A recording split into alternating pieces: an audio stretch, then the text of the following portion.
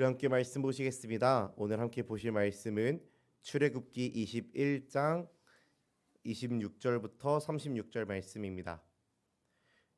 오늘 함께 보실 말씀 출애굽기 21장 26절에서 36절 말씀입니다.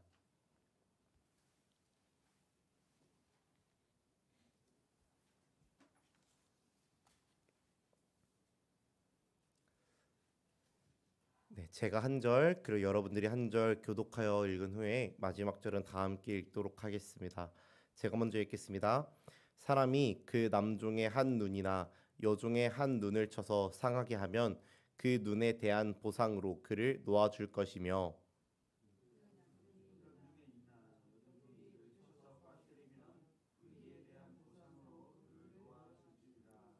소가 남자나 여자를 받아서 죽이면 그 소는 반드시 돌로 쳐서 죽일 것이요 그 고기는 먹지 말 것이며 임자는 형벌을 면하려니와.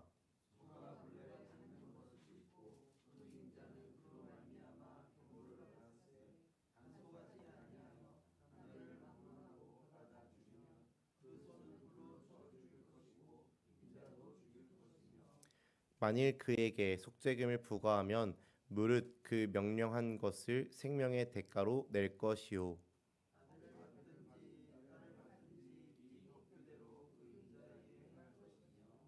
소가 만일 남종이나 여종을 받으면 소 임자가 은 30세겔을 그의 상전에게 줄 것이요 소는 돌로 쳐서 죽일지니라.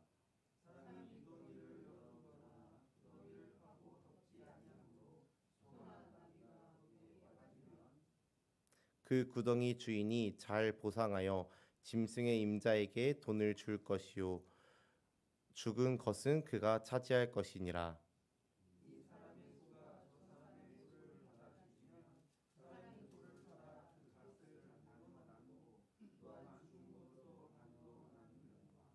그 함께 읽겠습니다.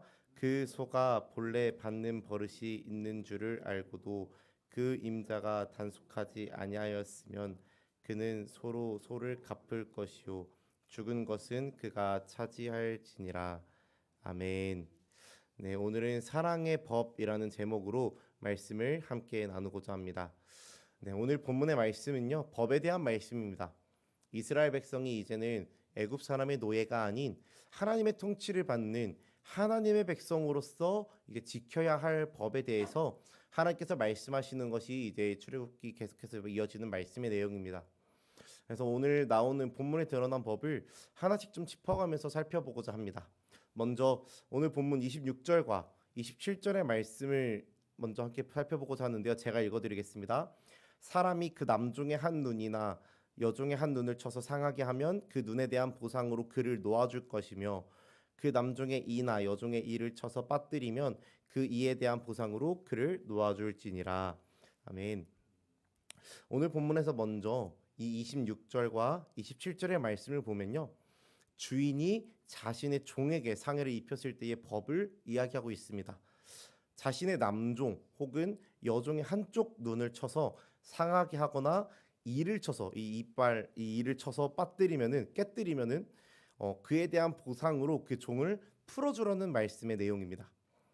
먼저 26절에서 이제 여종의 한 눈을 쳐서라고 할 때요, 이 쳐서에 해당하는 이 말은 박살내다 혹은 관통하다라는 등의 매우 강한 이제 의미를 내포하고 있습니다. 즉 주인이 강한 분노의 감정을 가지고 마치 종을 죽이기라도 할 것처럼 세차게 때렸음을 암시하는 말입니다. 당시 종은 그 재산 중에 하나로 속해 있었습니다. 주인이 종을 상하게 한다라고 해서 그 누구도 뭐라 할 것이 없습니다. 뭐라 할 사람이 없습니다. 내가 제 지갑에 있는 돈을 막 때린다라고 해서 막 집사님들이 오셔서 종 선생님 돈을 왜 때리세요? 때리시면 안 됩니다라고 안 하시잖아요. 그것처럼 제가 그 주인이 종을 때린다라고 해서 누구도 뭐라 할 사람이 없는 것이 당대 그 사회의 모습이었습니다. 종의 생사 여탈권은요, 누구에게 있었냐면은 바로 주인에게 있었습니다. 하나님께서는 이제 본문에서처럼 매우 자세한 내용의 법 규정을 제시함으로써요, 이 종의 생명과 인격을 보호해 주시고자 이러한 법을 세우신 것입니다. 다시 이야기 드리면은 이 종의 생사 여탈권은 주인에게 있었습니다. 종이 때려도 뭐라 할 수 없었고 종이 죽여도 뭐라 할 수 없는 것이 이 주인과 종의 관계에 있었습니다. 근데요, 하나님께서 오늘 본문의 말씀을 이야기하심으로 남종이나 여종이나 쳐서 만약에 눈이나 이를 상하게 하면 그 종을 풀어줘야 된다라는 이러한 법을 세우심으로써 이제는 이 종의 생명과 이 종의 인격을 보호해 주시고자 이러한 법을 말씀하셨다라는 것입니다. 이어서 28절과 29절의 말씀 함께 보시겠습니다. 28절, 29절의 말씀 제가 읽어드리겠습니다. 소가 남자나 여자를 받아서 죽이면 그 소는 반드시 돌로 쳐서 죽일 것이요 그 고기는 먹지 말 것이며 임자는 형벌을 면하려니와 소가 본래 받는 버릇이 있고 그 임자는 그로 말미암아 경고를 받았으되 단속하지 아니하여 남녀를 막론하고 받아 죽이면 그 소는 돌로 쳐 죽일 것이고 임자도 죽일 것이며. 아멘. 이 말씀을 보면요, 소를 가진 주인에게 주어지는 법이 이제 나오게 됩니다. 소가 이제 저에게 소가 있는데 만약에 이 소가 남자든 여자든 막론하고 이제 사람을 받아서 죽이는, 들이받아서 죽이는 상황이 이제 벌어졌을 때 이 소의 주인은 이 소를 반드시 돌로 쳐서 죽이라고 말씀하십니다. 인격이 없는 소입니다. 이 소에게는 인격이 없고 이 소가 사람을 보고서 아, 저건 사람이지, 사람을 쳐서 죽이면 안 돼라고 생각하지 않습니다. 이제 이 소에게는 인격이 없기 때문에 어찌 보면은 이 인격이 없고 생각할 수 없는 소에게는 엄격한 법이라고 생각될 수 있습니다. 사람을 쳐서 죽였다라고 해서 이 소를 돌로 쳐 죽이라는 말이 어찌 보면 이 소에게는 참으로 엄격한 법일 수 있는데요. 근데요, 이러한 법은 이 소를 죽이는 것이 소의 주인에게 있어서 막대한 재정적 손해를 가하는 일이었기 때문에 이러한 법이 생겨났던 것입니다. 이 소를 죽이라고 하는 것은 마치 그냥 정말 소가 죄가 있어서 소가 사람을 죽였으므로 이제 이 소는 더러운 소야, 죄 있는 소야, 죄 지은 소야라는 개념으로서 이 소를 죽이는 것이 아니라 이 소가 소를 죽임으로써 이 소의 주인, 이 소를 책임지지 못하였고 관리하지 못하였던 이 주인에게 막대한 재정적인 손해를 가하는 일이었기 때문에 이 소를 죽이도록 한 것입니다. 그러므로 이 인격이 없는 소에 대한 형벌이라기보다는 소를 제대로 관리하지 못한 주인에 대한 형벌로 볼 수 있는 것입니다. 그리고 이제 이 소를 먹지 말라고 이제 말씀에서 이야기하는데요. 왜냐하면은 이 소는 사람을 받아 죽임으로써 이제 피를 흘렸고 사람의 피를 뒤집었었고 그로 인하여서 이 소는 이제 부정한 고기가 되었기 때문에 이 부정한 고기를 먹지 말라라고 이야기하는 것입니다. 이제 이런 경우에는 소가 죽임을 당하고 그 주인, 소의 주인은 형벌을 면한다라고, 따로 형벌을 하지 않는다라고 말씀에서 이야기하고 있습니다. 그런데요, 이제 29절에 이 주인에게 형벌이 가해지는 경우가 나타납니다. 주인에게 형벌이 가해지는 경우가 나타나는데 29절에서 말씀하시기를 소가 본래 들이받는 이런 버릇이 있고, 그러니까 사람을 쳤던, 사람을 들이받았던 뭐 이런 경험들이 있는, 이런 상황들이 있었던 이런 버릇이 있고, 그 임자는 그로 말미암아 경고를 받았을 때 주변 사람들로부터 이야기를 들은 것입니다. 당신의 소가 사람을 들이받는 경향이 있으니 당신은 당신의 소를 좀 관리를 좀 하십시오. 사람들을 치지 못하도록, 사람들을 들이받지 못하도록 좀 이 소를 잘 이제 우리 안에 가두거나 이 소가 들이받지 못하도록 잘 관리하십시오라는 경고를 받았을 때, 이러한 경고를 받은 이력이 있을 때 이 주인은 형벌을 받게 된다라는 것입니다. 소의 주인은 여러 사람 혹은 여러 경우를 통해서 자기 소가 사람을 들이받는 이 버릇이 있다라는 이야기를 들었고 주의하라라는 그런 경고를 받은 사정이라고 가정할 수 있다라는 것입니다. 그럼에도 이러한 경고를 들었음에도 불구하고 이 소를 우리에 가두지 않고 관리하지 않음으로써 사람을 죽이게 되는 이 상황에서는 이 주인도 소와 함께 죽이도록 명한 것입니다. 이 황소의 주인은 살인 무기를 방치해둔 것이며 암묵적으로 이 소가 살인 행위를 하는 것을 방조한 셈인 것입니다. 따라서 주인은 황소와 마찬가지로 사형에 처해질 수밖에 없는 것입니다. 주인에게는 자신의 소유를 누릴 권리뿐만 아니라 이거는 내 소야, 이거는 내 소야, 그러니까 내가 누릴 거야라는 이 누릴 권리뿐만 아니라 이것을 다스리고 책임져야 할 의무가 있음을 이 말씀을 통해서 볼 수 있는 것입니다. 그리고 이어서 30절 말씀이 이어지는데요. 우리 30절 말씀 함께 읽도록 하겠습니다. 시작. 만일 그에게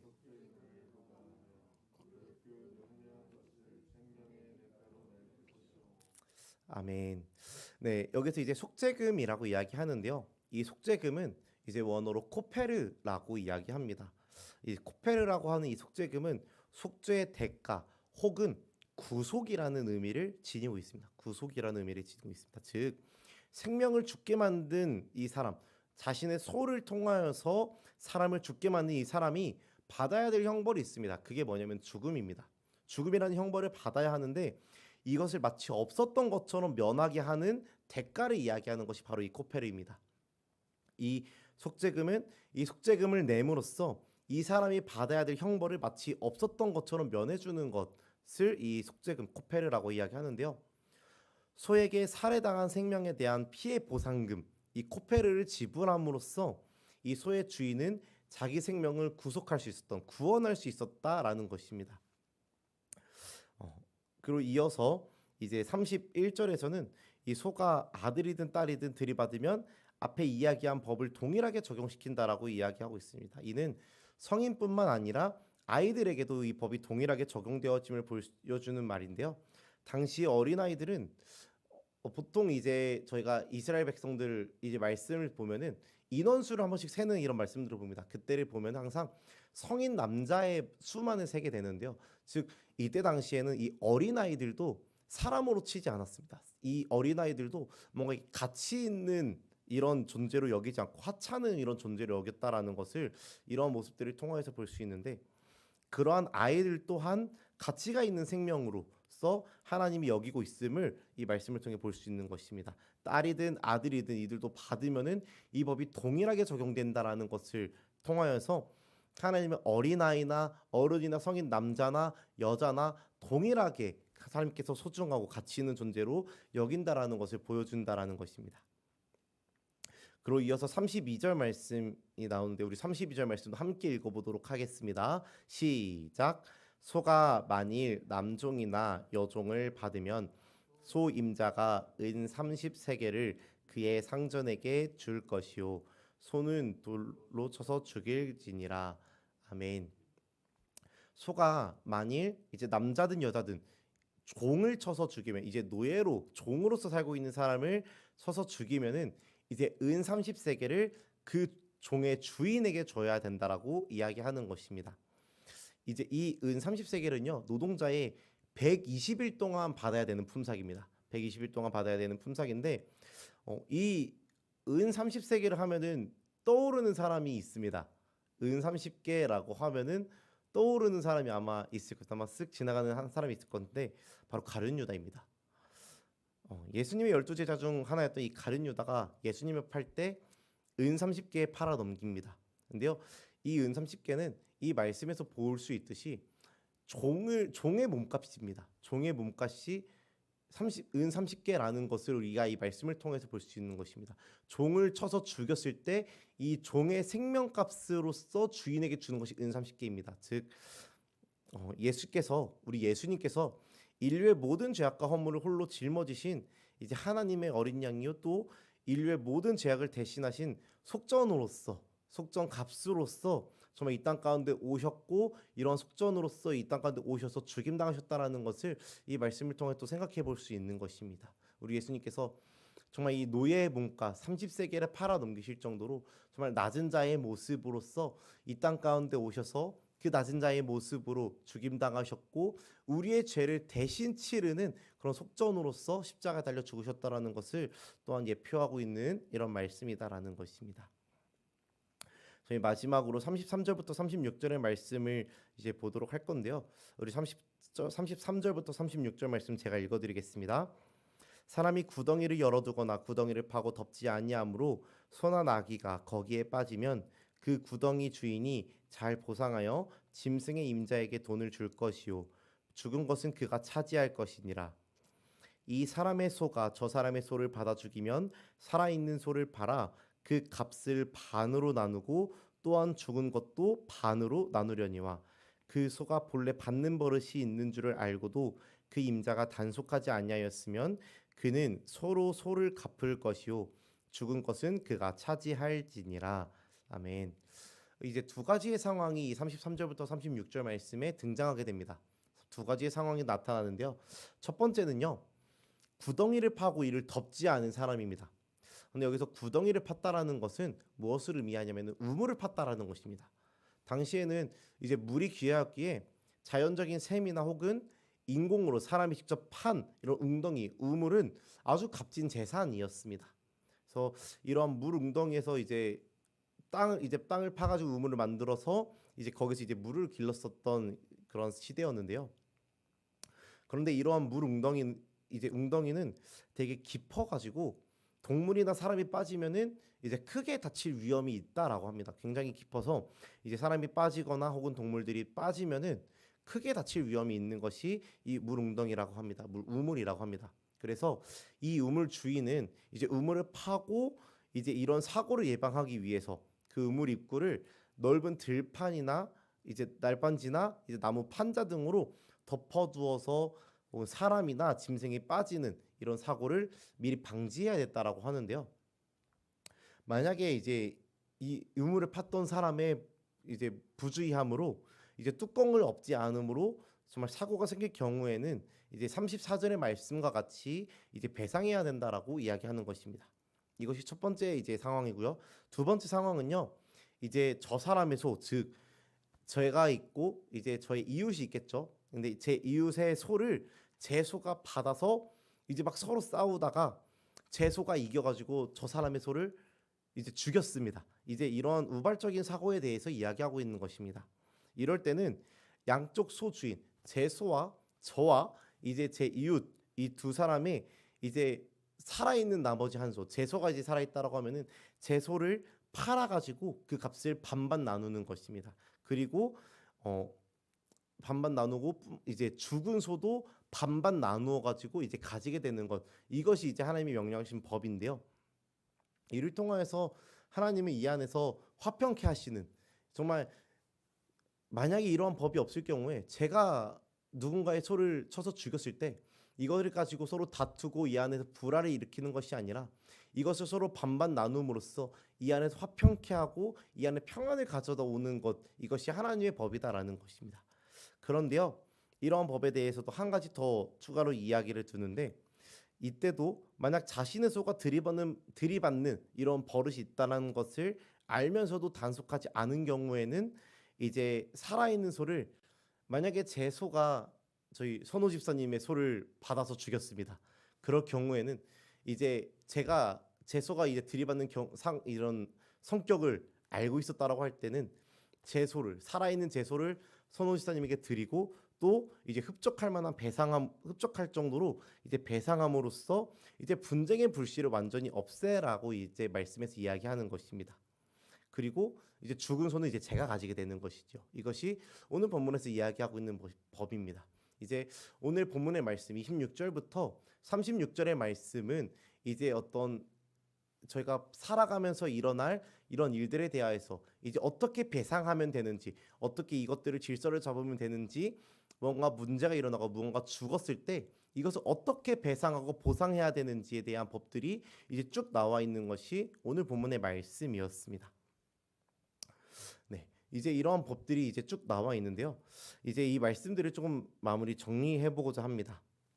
오늘 본문의 말씀에서는 이제 배상에 대한 법을 이제 쭉 살펴보았습니다. 이러한 법은 단순히 죄인에 대한 형벌을 가하시거나 혹은 보복 혹은 배상으로서 정의를 나타내시기 위한 이런 말씀으로만 해석할 수도 있겠지만, 이것 말고도 이제 저는 좀 다르게 또 보여졌는데요. 이러한 법을 통하여서요, 우리 하나님께서는 약자들을 보호하시고 또 생명을 지키시고 죄를 짓는 자들로 하여금 죄를 짓지 않도록 방지하시고자 이러한 법을 세우셨다라는 것들이 좀 묵상되어졌습니다. 즉 하나님께서는 이러한 법을 명하심으로써 정말 약자들, 종으로서 살아가는 자들, 이들의 생명과 인격을 하나님께서는 보호하시고자 하셨고, 또 무차별적으로 제가 소를 관리하지 않음으로써 무차별적으로 죽어갈 수 있는 그런 생명에 대한 보호하시고 또 지키시는 일들을 이러한 법을 통하여서 세우고자 하셨다라는 것입니다. 그리고 이 소를 그냥 방지함으로써 죄를 짓게 되는 이러한 사람들이 정말 죄를 지음으로써 방지함으로써 사람을 죽이게 되고 정말 이러한 죄를 인하여서 정말 그들의 영이 정말 죽어가고 이들의 영이 나중에 심판받는 정말 이러한 일로부터 이 이스라엘 백성들을 구원하시고자 정말 이러한 법을 세우셨다라는 것입니다. 저는 이 말씀을 통해서 정말 이스라엘 백성들을 사랑하시고 보호하시고 지키시고 구원하시고자 하는 이런 하나님의 마음이 이 법 안에 담겨져 있다라는 것입니다. 사랑하는 성도 여러분, 하나님은 벌하시기 위한 분이 아닙니다. 하나님은 우리를 심판하시는 분이 아닙니다. 하나님은 우리가 죄를 지었을 때, 우리가 뭔가 실수로, 우리가 뭔가 죄를 지었을 때 너 죄를 지었어, 너 죽어야 돼 라고 하면서 우리에게 형벌을 말하시는 분이 아니십니다. 우리 하나님은 사랑이십니다. 우리 하나님은요, 사랑하는 분이시며 사랑으로 행하시는 분이시며 사랑을 나타내는 하나님이십니다. 공의의 하나님이십니다. 정의를 행하시는 하나님이십니다. 하지만 동시에 하나님의 사랑의 하나님이십니다. 이 사랑의 하나님이 이 공의와 정의를 행하시는 하나님임과 동시에 사랑을 행하시는 그 하나님이시라는 것이 오늘 본문을 통해서 나타나고 있다는 것입니다.